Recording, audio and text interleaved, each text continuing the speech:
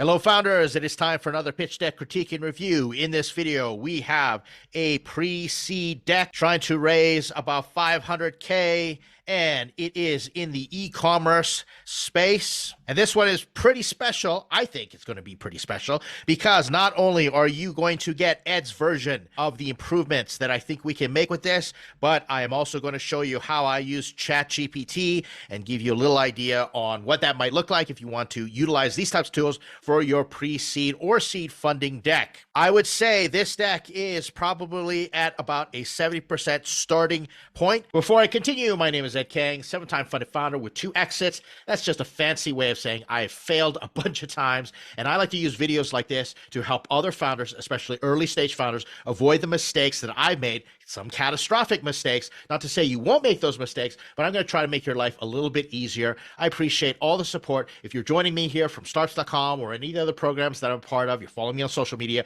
a big thank you. Please do the social media thing if you appreciate this type of stuff. Like, comment, subscribe. Without further ado, let's jump right in. If you're watching this means the founder here who sent me this deck, one of the subscribers who's followed me on YouTube, has generously agreed to share with us. And I only do this with decks that I believe in terms of the startup, or it's an opportunity for all of us to learn. The first slide we got here is the founder slide. This is not the way that you want to start. We don't want to start your pitch deck with just the founders unless you are sitting on a bunch of Nobel Prize winners. You've got so much domain expertise, as in Taylor Swift, or somebody incredibly intelligent, like this is Mark Zuckerberg or Elon Musk's next startup. Then you can start off with the founder slide. Not in this case. So we're going to continue along here, and eventually we're going to get rid of this from the beginning of the slide deck. Here we got the problem slide. Now, I want you to take a look at all the text that we are reading here.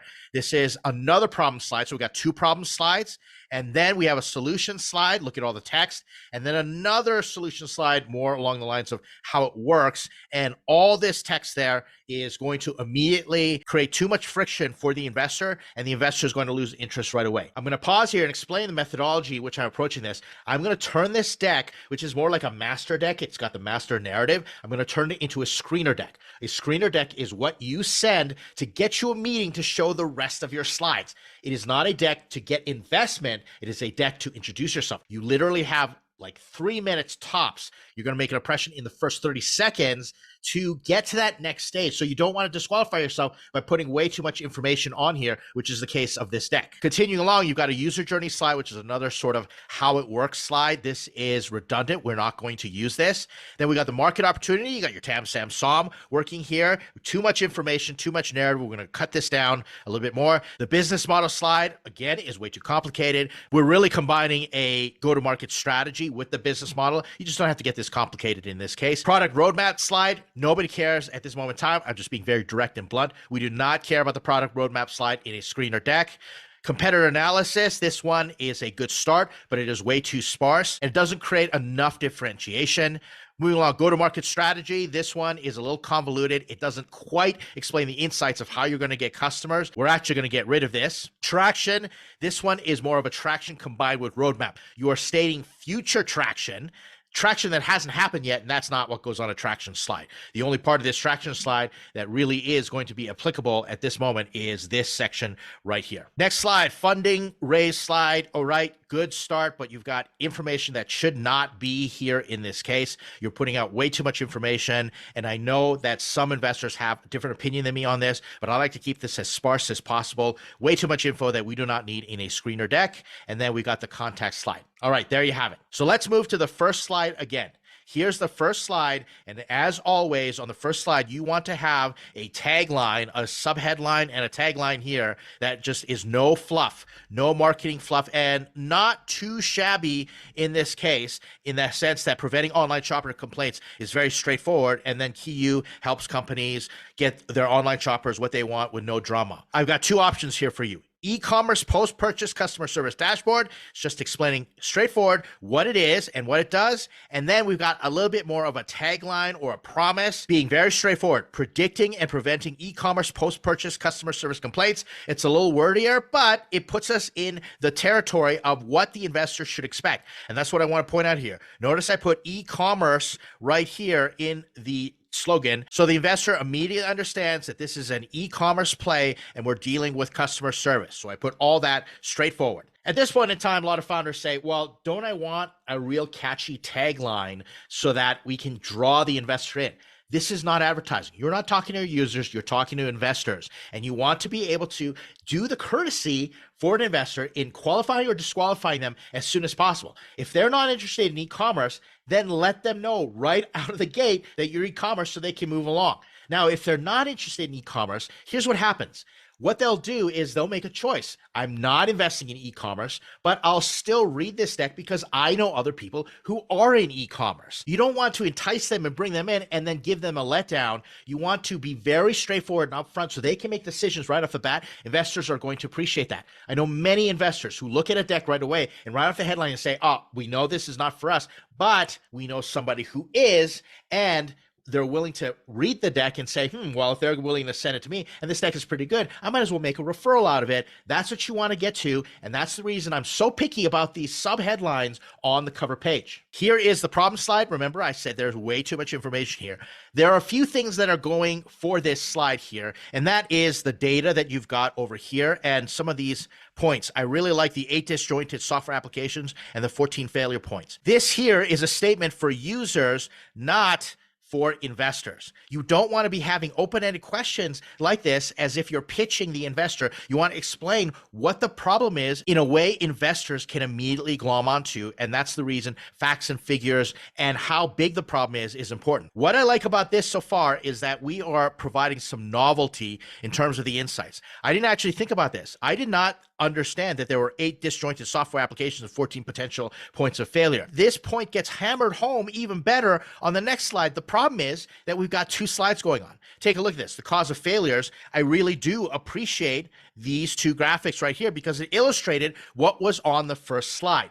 How do we combine the 2 together? Well, let's take a look. Here's my version. I wrote 38% of all online e-commerce support tickets occur post-purchase because the average shopping process involves 8 fragmented applications with 14 possible points of failure, and I use these graphics. Where did I get this from? All I did was wordsmith what was on the previous page here. I took all the data in here and condensed it down to one clear sentence right there. What I did next was I fed this statement into ChatGPT and I said, cut it down even more and make it very succinct and work it for a pitch deck. And this is what ChatGPT came up with. Nearly 40% of all post-purchase e-commerce support tickets arise from shopping processes involving 8 applications with 14 failure points leading to negative customer experiences. A lot more forward and straight to the point.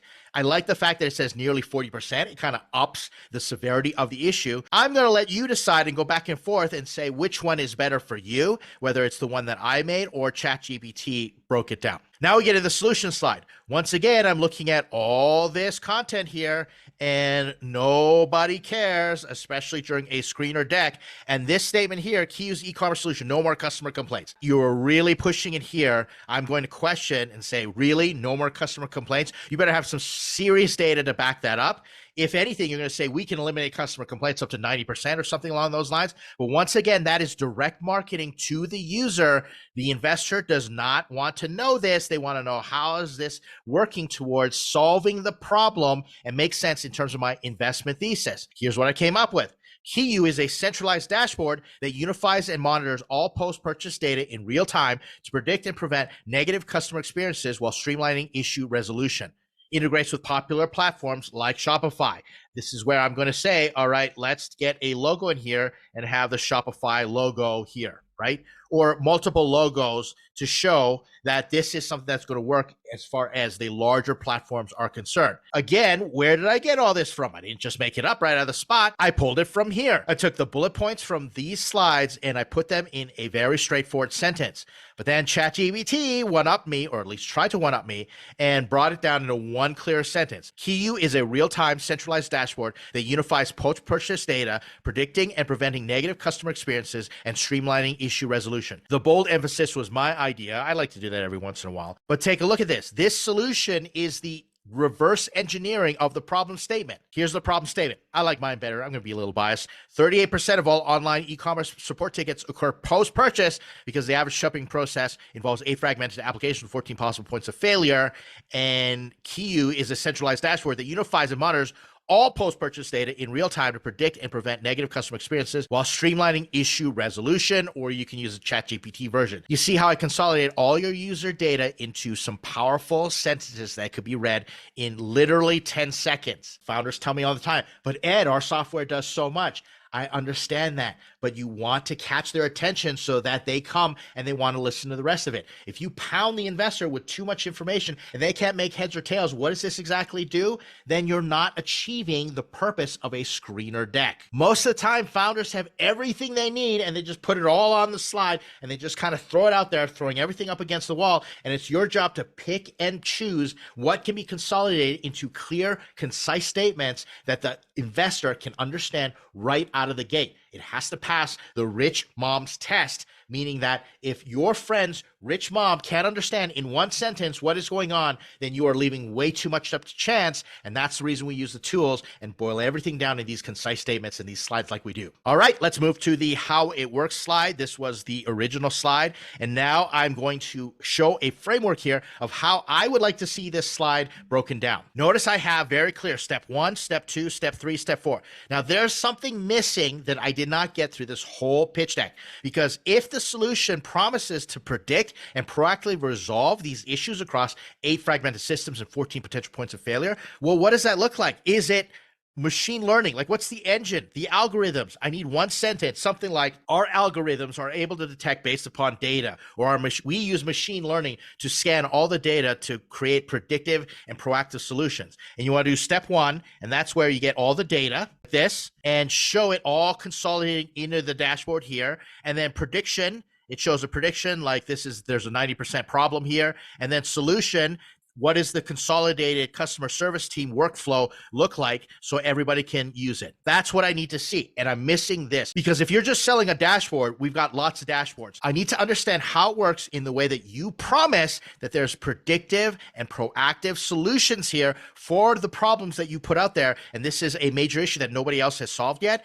Therefore, I'm looking for a 1, 2, 3, 4 step simplified process in how you are solving this and how it works. Next slide, market opportunity. This is a good start, way too much narrative. Nobody cares about this information over here. This is actually a pretty good sentence because it talks about the market and where you're focused. And we've got some good TAM, SAM, SOM action going. So I'm going to simplify this slide down. Here's what I did. I took out all the narrative here. I kept this in here.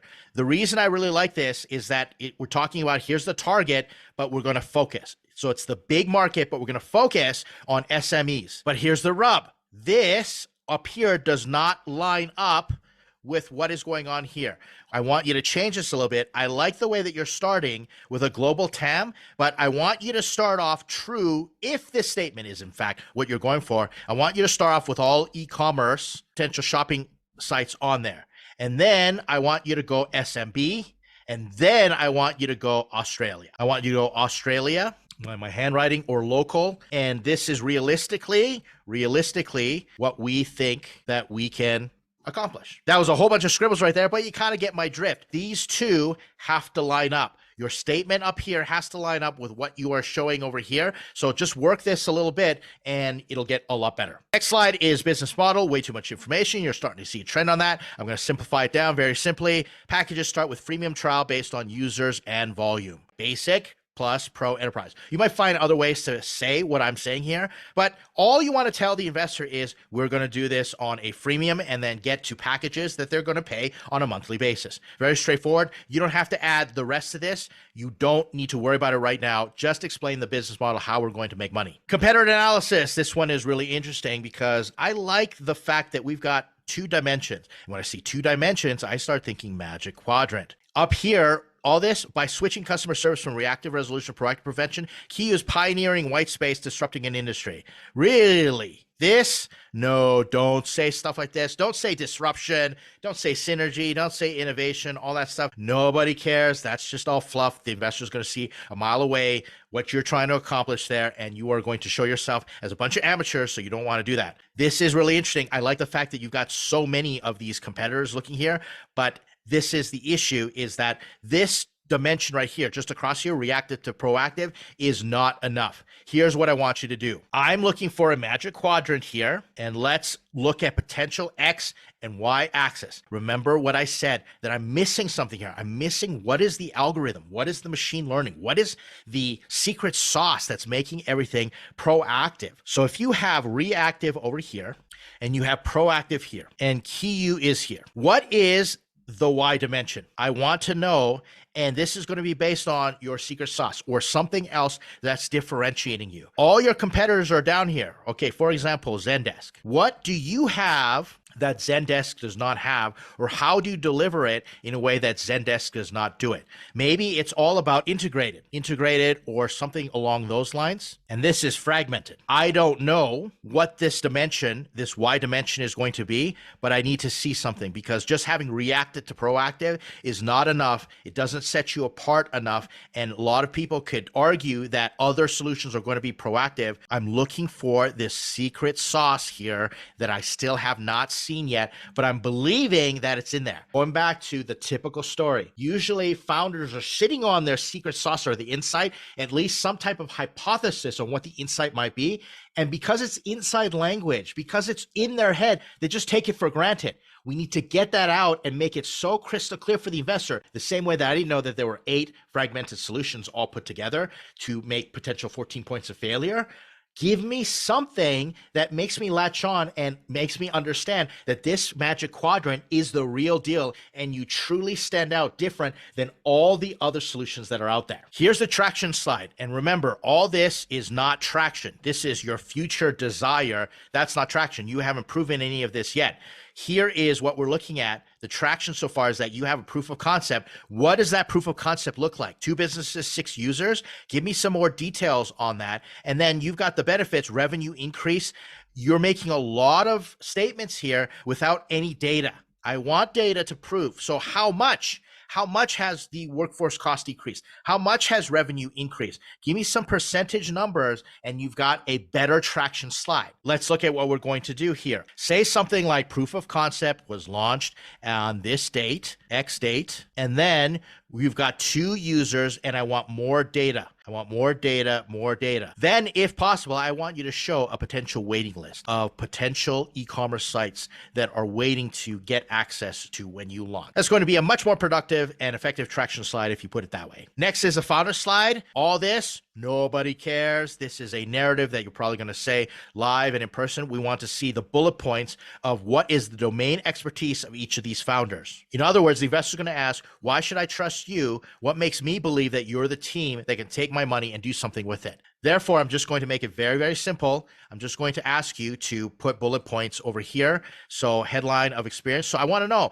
how many years experience do you have doing these sorts of things? CEO experience, and then have your bullet points of something really great. Years of experience. Again, this is going to show the domain expertise. And I really like mentioning these companies over here. That's great. I had an issue here. What's an e-commerce optimizer? Just put something like how many years this individual's been working with these companies to optimize their e-commerce and things like that. So you've got room to add a lot more bullet points that are going to show your domain expertise. Forget the narrative. That's just going to come later on when you're talking to the investor. Go with the bullet points right now and impress them. Here is your funding slide. This information, there's too much going on. And let me explain the reason. You don't want to put via safe note, 5 million valuation cap, 20% discount, runway 24 months. First, safe note. What if the investor doesn't want to use a safe note? Just ask them. If they say, well, what instrument do you use? Say, what instrument do you normally use? And they say, I prefer safe notes. We go, yeah, it just so happens we love safe notes as well. If they say they want to do convertible debt or they want to do some type of funny revenue sharing arrangement where they get paid back with interest and all that good stuff, say, okay, we are open to evaluating that and we want to negotiate. Next is valuation cap. You are not responsible for your own valuation.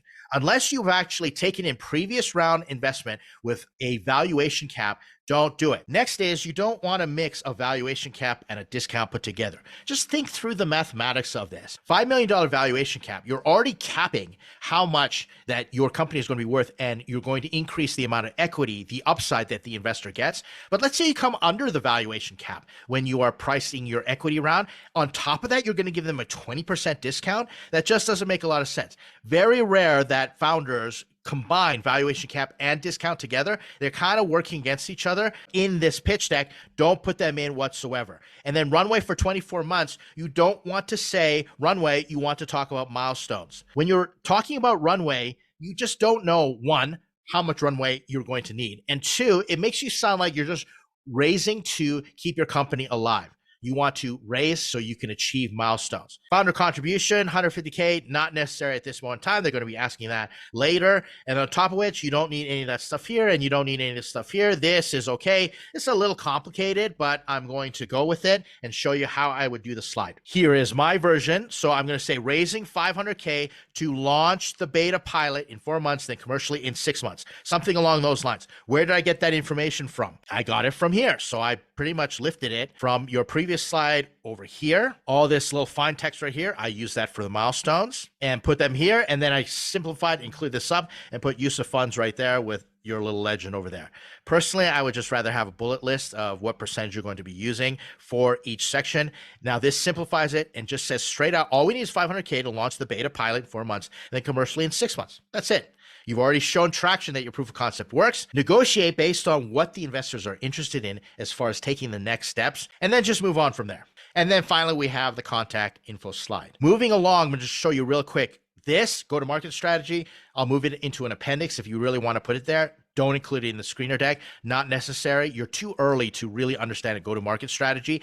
And then next is product roadmap. Too much variable information inside this that you don't know whether it's going to happen or not. I'd like to see you just get straight to the beta and building off what you've already done in proof of concept. And then before and after, extraneous, didn't really need it. I'm going to take it out of this deck. There you have it. Hope that was helpful. Once again, thank you to this founder and this startup for allowing us to go through the pitch deck, tear it down, and build it back up and make some suggestions so everybody else can learn. If you have your own pitch deck and you want me to go through and do a critique and review, leave a comment. It's always appreciated. Let me know. I get queries all the time. And if I pick your deck, I'll make sure that I give you the gold star treatment, VIP service, and help you out as much as I possibly can. If you got to know me so far, you know I've got a big heart for early stage founders, raising those pre-seed and seed rounds. Good luck to the rest of you. Keep grinding out there and let me know how it's going. I will see you in the next video.